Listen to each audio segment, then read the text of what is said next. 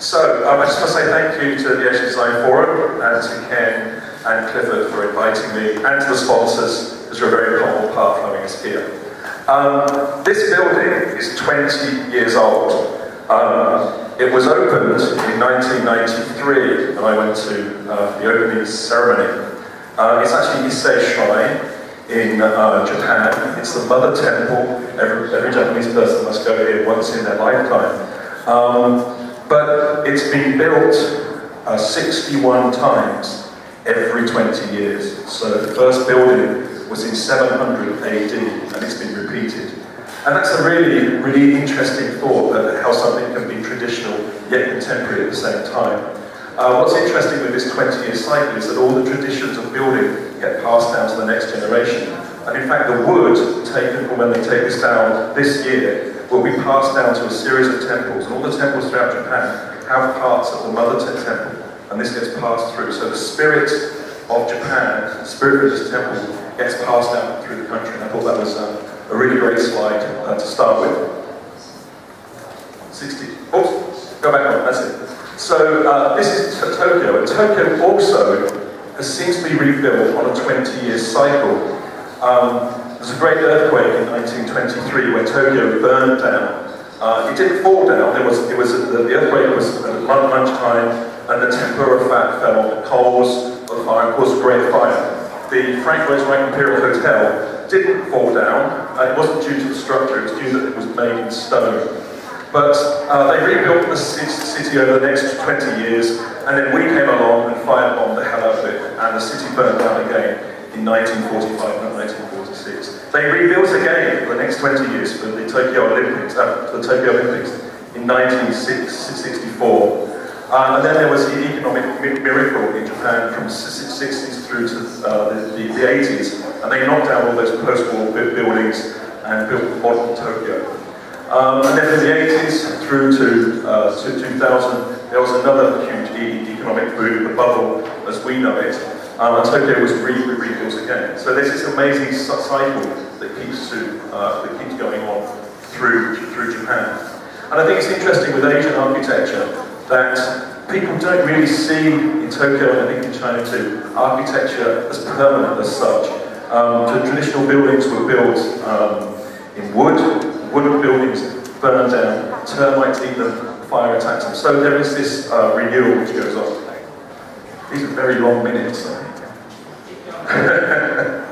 So, this is a recent project that Eric just mentioned. It's Klein-Dytham tea site for one of the largest media companies in Japan. And this is where speed really made me think. This project, there were 77 invited architects we were lucky enough to win. And from competition winning day to open was 20 months with the architects and with the interior designers. And it was a very short period of time, but it was an incredibly intense period of time with the client, the construction company, and the whole team, about 40 people working on this project. We had one meeting a week on Friday from 9 to 11 with the client, one of the richest men in Japan, spent this time, and we worked every single week on this project in these really intense meetings. And I think there's an intensity there which can be seen in the building and the interiors. And we had to edit things, we didn't have time, and I think being able to edit in today's world is really important, especially where we can design any shape of a building, we can build anything we want.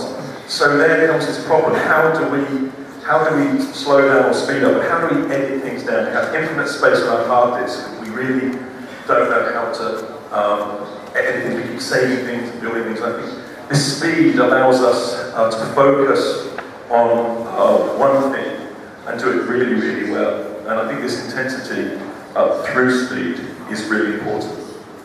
And as Clifford, as Eric mentioned, I also run a global event. It's called, wrong slide, let me do this one.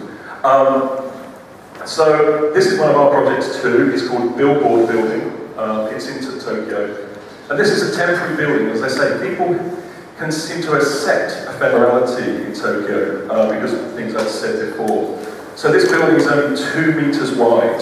It's 11 meters long. It's about the size of this stage. And our client, there was a road widening scheme happening, and this little slither of land was left. Our client bought that land because the land behind it is what he was actually after. And he thought if he had the front piece, which was facing onto the road, there was a good chance that that could unlock the piece of land at the back.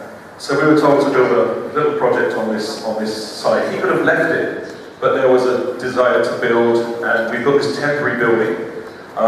We called it buildable body, as I say, something you can live inside. And it was very appropriate to the site and also the timing. It's a very cheap little building, and Shigeru-man's wife is the tenant for it. She runs a jewelry store there.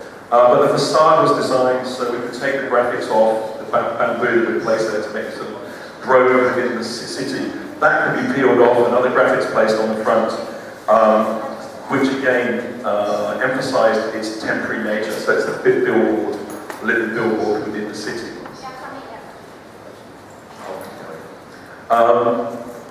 So Pachakucha is Japanese chit-chat. And we started this show and tell series in Tokyo 10 years ago. It was a way for architects and designers to show and share their work. And the problem with architects, as you know, is we all talk too much. So we came up with a very simple format, 20 slides, 20 seconds a slide. They auto-forward a lot like this, and the next presenter's on. And it's a way for young architects who don't get a chance to show their work in public, because it's their first project, their mother's house or a salon for a friend. And there's nowhere else really to show their work. They don't have enough work for a lecture. They are not famous enough to get into a magazine, but they can present here. And this notion of speed, as I said before, this notion of editing things down has become a key part of this. People can't talk forever, just like today, and you have to focus on something, be really intense. And I think that's come through in our work, and it certainly comes through in this event. When I was a student in London, I worked for an architect called John Miller, who's quite a famous architect. That's 25 years ago. And we were working on a project, and we weren't sure whether to make it concrete or steel, the structure. It was touch and go. And we kept having these meetings after meetings, and Arabs were there, and we weren't kind of sure. And then John Miller's wife came in, who was an architect. And she said, "Are you guys still procrastinating over this?" She said, "It's got to be a concrete structure." And John says, "Why is it got to be a concrete structure?" She says, "Because there's no more time." Thank you very much.